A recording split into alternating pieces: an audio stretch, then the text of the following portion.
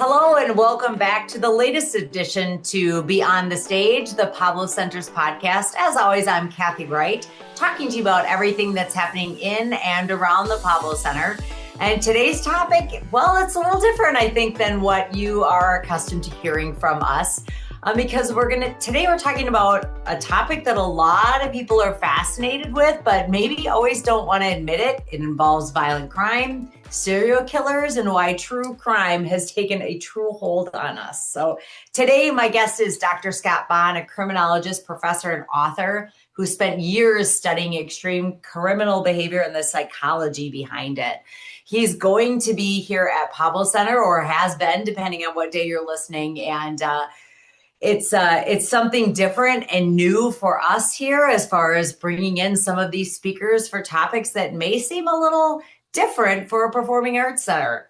And you know what is cool about Dr. Bonn is he doesn't just talk about the criminals, he talks about why we're drawn to these stories. And I'll be honest, it kind of fascinates me, the fascination that people have with it. So today we're going to talk about serial killers, true crime culture, media responsibility, and what we can actually learn from people. So this is going to be very interesting. Dr. Scott Bonn, welcome. Thank you very much. I'm excited for our discussion. Absolutely. So, just for quick background, tell us about who you are, what you do, kind of your why are you Dr. Scott Bonn, the mastermind behind all of this? Sure. Well, that's a great place to start. And yeah, Dr. Scott Bonn, I'm a criminologist. I study criminal behavior and focus on extreme murder cases, specifically serial killers. And I explore the criminal mind, why these individuals do the heinous things that they do and kill repeatedly without pity or remorse. But I also have an extensive background, 20 years in the media, entertainment, and advertising fields.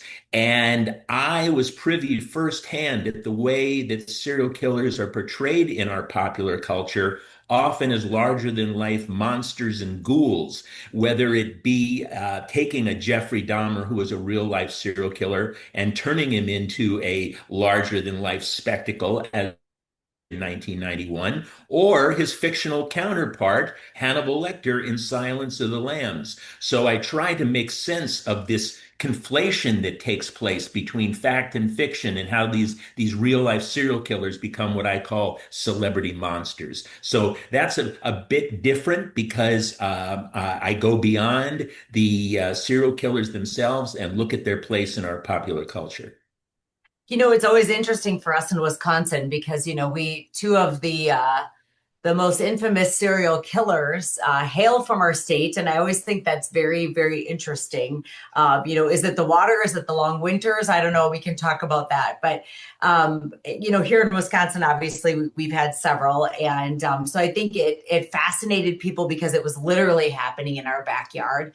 But when did you decide, when did criminology, was there a moment where you just woke up one day and said, I need to know more about this? Like, what was your aha moment that led you down this path?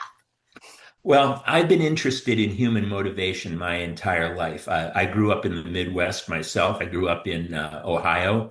And as a kid, I was fascinated by true crime, but I was also fascinated by fictional monsters. And I thought, what I found really interesting is that it was the monsters who had seemingly human characteristics that drew the most attention and in some ways empathy. We would empathize with the misunderstood Frankenstein or Dracula monster or vampire or King Kong, the misunderstood gorilla. And so I think that empathy factor has a lot to do with the fascination with the macabre and serial killers, and that always appealed to me in some way to try to understand it. But I was drawn more generally to understand human behavior and the decisions that people make, which led me to look at both the good and the bad, or the good and the evil, if you might look at it that way. And so I originally went down the path of trying to understand more rational behavior, even in the field of marketing and entertainment, why people make decisions. Why do some people drink Coca-Cola? Some people drink Pepsi, make those kind of decisions. So I ended up, the beginning of my career, and I'm talking about now, after graduation from college at the age of 22, working in New York in the advertising field. And it was there later on when I went to work at NBC Television Network in New York that I got to look at the news operation. And I saw how that old journalistic adage that if it bleeds, it leads really, really is true. And the more sensationalized, the more horrific and a particular news event is, the more people will tune in. That fascinated me. I was there at the time of Jeffrey Dahmer. And he became this larger than life ghoul, celebrity monsters, as I call them. And so the two sides sort of blended. Here I am. I'm working in the business side of things, advertising, but I'm drawn to also understand the macabre and the dark side. Well, as fate would have it, after 9/11, I was working in New York, and things, the world really turned upside down at that point. And I just took that as an opportunity to change career paths. And I went initially, got a master's degree in criminal justice, and then I got a PhD in criminology. And my focus in my work, my research, my teaching became these serial killers. And I wanted to understand why they become pop culture icons. Why is Jeffrey Dahmer a shortcut term for evil? If you want to talk about Right. evil, people will say, Right. well, look at Jeffrey Dahmer, look at Ted Hmm. Bundy. And I think it's fascinating how they become permeated in our popular culture. So Yeah. this is a long way of saying that both from the business standpoint, early in my career to the research and criminology now, it's these things have sort of blended together. Yeah, I think, as we at Pablo Center, as we start to plan out our season, we think of things like orchestras and Broadway productions and maybe the Beach Boys were here last year. And so as we planned out our season and your name came across our desk, someone on our team was like, "Ooh, I love him." And we all kind of looked at her like, "What?" Like it was almost this moment where we went, "What's wrong with you?" And she's like, "Oh, I love true crime." And I mean, full disclosure, I was the kid at every slumber party that had to sleep in a different room because I couldn't watch any scary movies. I'm haunted right now when we walk through our doors. There's stacks of your books downstairs, and it just says serial killers on the box. So I like have to walk around it because I am I am afraid of all of that. And so it's been really interesting for us. It's really been our first. You're one of our first podcasters that we're bringing in. And I think I would love, and the show is going to sell out. Like it's crazy the amount of people who are excited to come and listen and learn and understand. But why do you think these podcasts and documentaries are just starting to resonate with people? I mean, this true crime has become this whole new obsession for so many people. How did we get there? Well, a lot of it has to do with technology today. True crime is not new, and the fascination with true crime is not new. I mean, probably the granddaddy of all cases, including true crime generally and serial killers specifically, would be Jack the Ripper. From back in the late 19th century in England. It's the case that still fascinates because it's never been solved. And so there's always been this interest in the macabre and murder, but today, because of technology, because of the podcasts, because of the internet, you can have these groups of sleuths who will work together to try to solve a particular case. And the technology facilitates that. And as I travel around the country, I am constantly amazed and introduced to groups who are trying to solve a particular case in real time, right now, and working together and even assisting law enforcement. And it allows the communication, it allows these individuals to share information with one another another and to really embed themselves in the case real time. So it just takes that old-fashioned interest in solving the crime, who done it, or the old game Clue, if you're anyone who's old enough to remember the board game Clue. It turns it into a 24/7 real-time opportunity. So I think technology has really fueled the true crime interest. Well, oddly enough, 1 week after your show, we have the Broadway production of Clue. Well, So, there you go. yeah, There you go. we're coming full circle on it. We're coming full circle on it. I think that when we talk about that, and what happens when something explodes, kind of the way that you have said, with be it podcasters or these kind of local sleuths. What do you see as your responsibility as someone with a PhD in this field, and making sure that I assume making sure the narrative and the facts are aligned. Like how do you balance that in your world as you go about what you're doing? Yeah, well, a great question. And I do have a real sense of responsibility and accountability that I carry with me at all times. And so number one is never sensationalize. These individuals do absolutely heinous acts.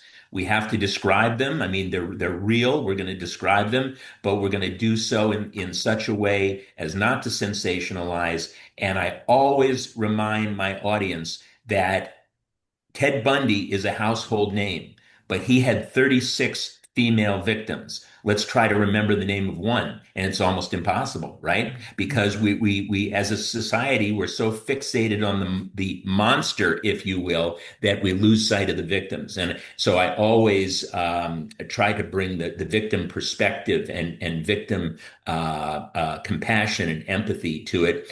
And then the other thing is, there's so many stereotypes, and I talk about this extensively in my show, is stereotypes about murder generally and serial killers specifically. So I see part of my responsibility is try to debunk these myths about serial killers and to bring into perspective the fact that yes, they're absolutely heinous, but they are so prevalent in our pop culture due to the sensationalism of it all, that most people think that they're actually much more prevalent than they are. And the serial killers are actually extremely rare, and they are becoming more rare all the time. The number of serial killers active and the incidents have steadily declined since their heyday, if you will, back in the 1970s and 1980s. And a lot of that has to do with technologies and better policing and DNA and so forth. So their Yeah, they're numbers getting are. caught, Yeah, right? exactly. Exactly. Before they can have 35 victims, Exactly. we find them earlier in their process. Yeah, and so I see trying to bring truth, trying to debunk so many of these stereotypical notions and myths about serial killers is a lot of what I try to do as well. Mhm. Yeah, I find it interesting. I have a teenage son, and he asked me the other day, he's like, "Mom, have you watched the Jeffrey Dahmer documentary on Netflix?" And I said, "No, I don't want to see any more than, I lived in Milwaukee when that happened. I don't ever want to be a part of living through that again." And so it is very interesting to see, he was kind of reciting all these facts, and then I'm horrified that as a mother that he watch this. But it was one of those moments where I realized that there is a want to understand, maybe, for some people as well. Like there's the fascination, but this want to understand. Hmm. And to your point, to not forget, that that was a horrific time in Milwaukee, and scary, and just to think that there was a human being that actually did those things. Um, Yes. Yes. but so do you have any do you ever run into any like ethical challenges in your own mind as you talk to people about this? I mean, I think you've got such a cool handle on understanding what your role is, but is there ever a point where you're like, it's important people know this information, but it's horrific? Like, how do you Yeah, well, I balance that? will, I have a pretty good radar or spidey sense tingles when something strikes me as wrong. And I had a situation recently, and where it was obvious that the individual was just looking for sensationalism and exploitation. Out of the blue, I got a call from a local radio station. I won't say what city, but in the South. And the DJ says to me, says, Dr. Bond, um, could there be a serial killer here in town that's operating now secretly and killing people and we don't even know about it?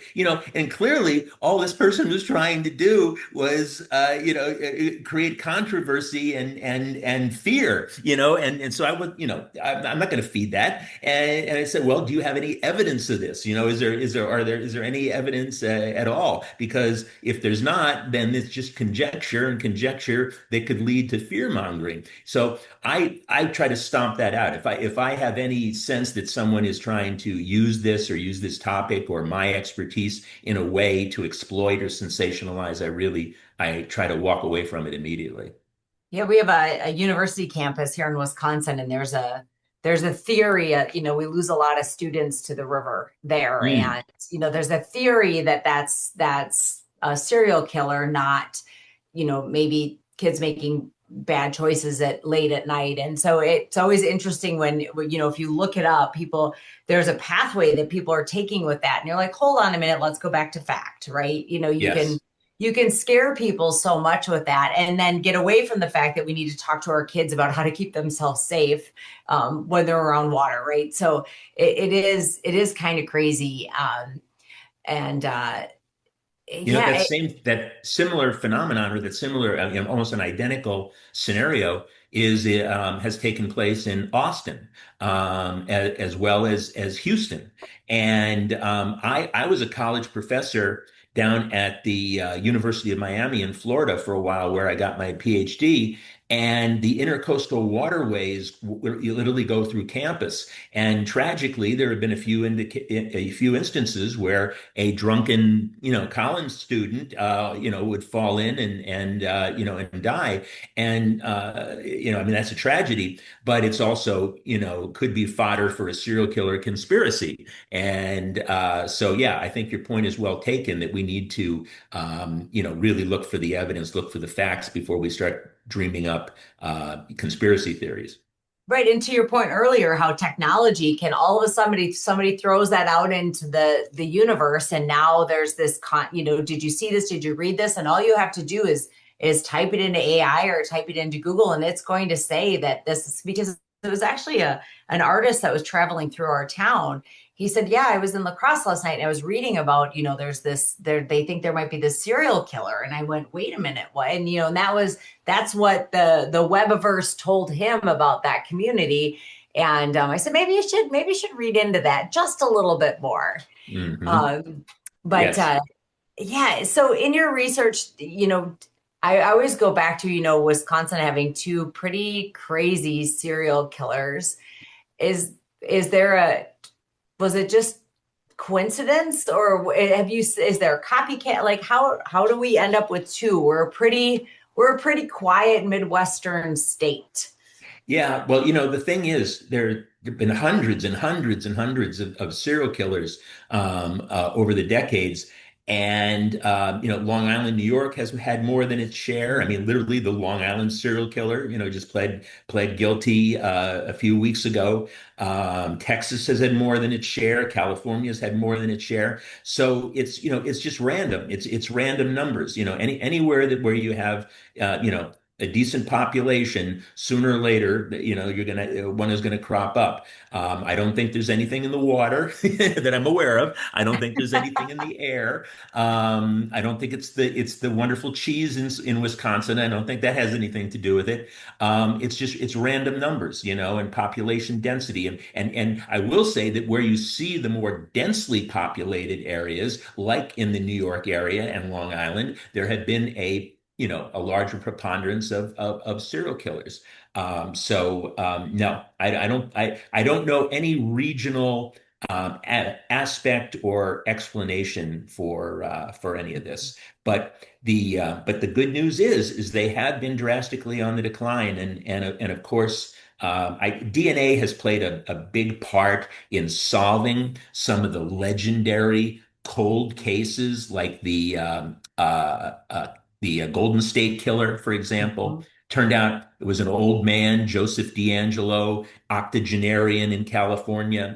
He had been dormant for so long, and he was so old he probably forgot that he was a serial killer by the time they arrested him.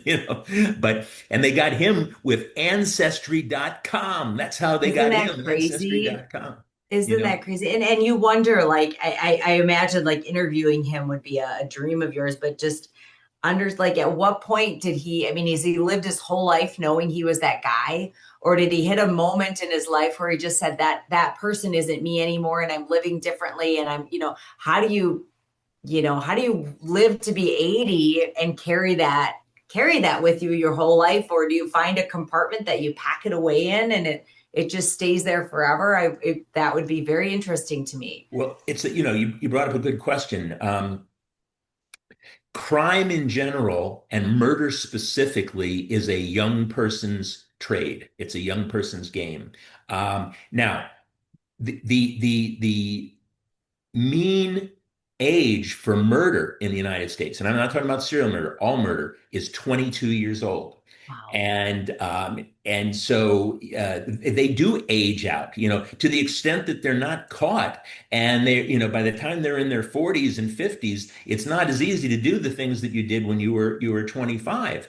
And so they oftentimes, if they're still active by that time, and that's, not many are, but they tend to go for victims who are more vulnerable and less able to defend themselves. A great example of that was a serial killer that I know very well was Dennis Rader, who gave himself the narcissistic brand name Bind, Torture, Kill, because that's what he did to his victims in Wichita, Kansas.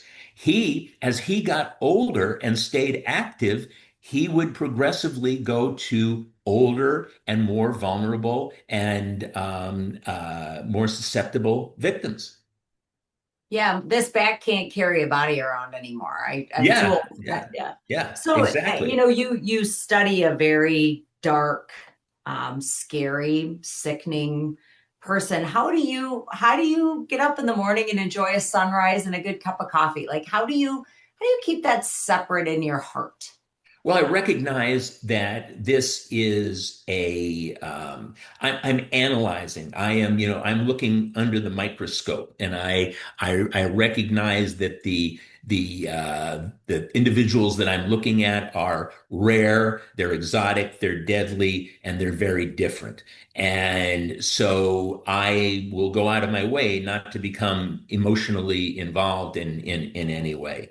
And sometimes they make that very easy because they have no emotions. They are so cold-blooded that it almost gives you chills even dealing with them. And Dennis Rader, once again, is primary example of that. He is as close to a machine as I can possibly imagine, and he even likens himself. He says, I am God's perfect predator because he's very religious, which of course is an incredible hypocrisy and contradiction. But Right. he sees himself like a shark. And he said, "Would you blame a shark for doing what it does?" Well, I am a shark. I am God's perfect predator. And that's how he sleeps like a baby at night because he's a complete psychopath. But when you encounter an individual like that, it's very easy to separate yourself from them.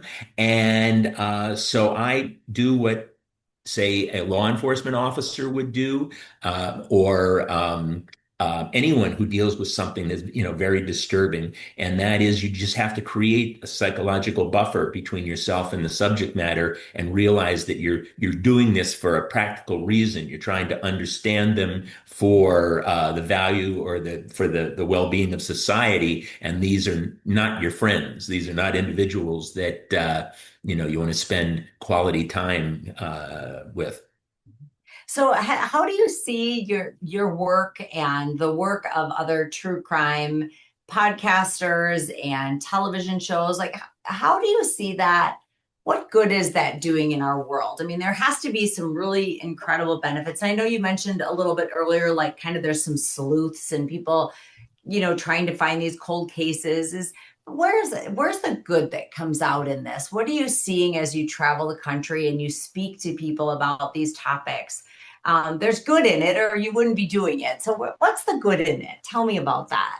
Well, one of the things that has resulted, I believe, from true crime programming, and I'm going back to even what I like to call the OG true crime shows like 2020, 48 2020. Hours, and Dateline, from the 1980s. And the Mhm. 1980s is when things really started to change. That's when we really began to understand serial predators and the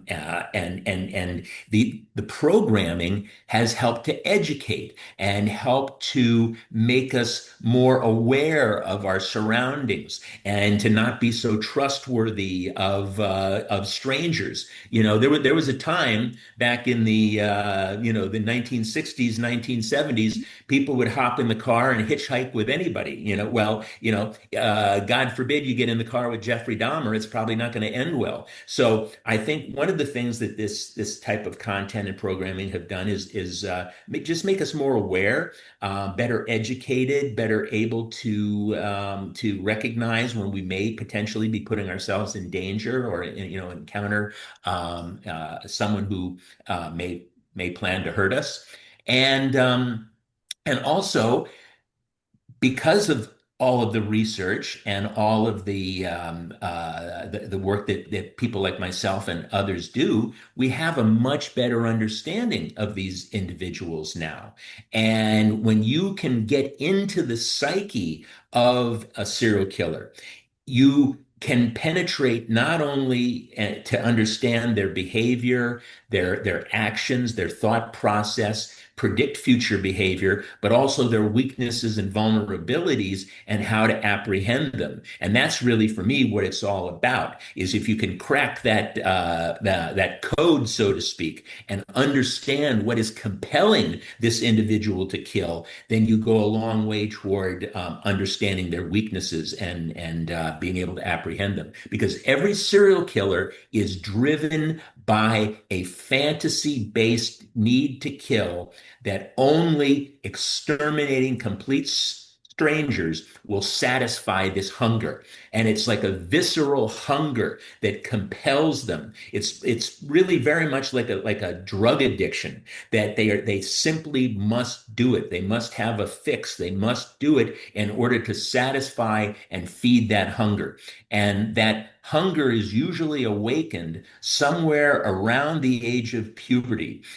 Something happens that awakens, and where hurting people and torture and death becomes twisted and entangled and becomes intertwined with pleasure. And I don't necessarily mean sexual pleasure, because most of the time it's not sexual, but it is an adrenaline rush, a satisfaction, a thrill that they simply have to feed. And this fantasy need builds oftentimes from the age of 12 until 22 or 25, until it reaches a tipping point in their fantasy where they can't just live in their dreams anymore and they have to kill. It becomes overwhelming. And that is the process. Once again, if we can understand that fantasy, then we can go a long way toward understanding them and how to apprehend them. And I think it's important. We live in the Midwest. We are adjacent to Minnesota nice, and we try to see the good in all people. And so, I think your point about maybe just being a little bit more aware of our surroundings. And my husband always laughs. He always says, I can tell when you watch Dateline because you remember to lock the door before you go to bed. Because There you most go. of the time we don't. And I got up this morning, I'm like, hi, I wonder how long the back door's been unlocked. We were outside this weekend. So yeah, I think that's an interesting take, that it does just make us think a little bit more about whether we pull over and help on the side of the road if we're just driving by ourselves, or again, walking home at night, just maybe thinking a little bit more about your surroundings. And it is hard. Eau Claire is known as the safest city in America, and we love that here. And so I think sometimes our guard is down a lot because, again, It doesn't happen here. I used to work in television as well, and we used to talk about the murder every year because there was usually one and only one. Mhm. Sometimes we'd go a year without one, and it was a very interesting thing, and someone's like, well, 7 murders in a day, that's just Tuesdays in Chicago. So, well, I'll tell you what, our time is up, but it's been incredible talking to you. And I love that our community is coming out to learn more and to listen and to understand um, what you do in the podcast world and your ability to bring this to life for us. So, if you're listening to this, Dr. Scott Bonn will be at Pablo Center on Thursday, May 7th. If you missed it, man, too bad for you because it's going to be an incredible evening. And Dr. Bonn, I'm looking forward to seeing you in person on Thursday. And we can't wait to have you here at Pablo. I'm excited as well, and it's been great chatting with you, and I'll see you soon. Thank you.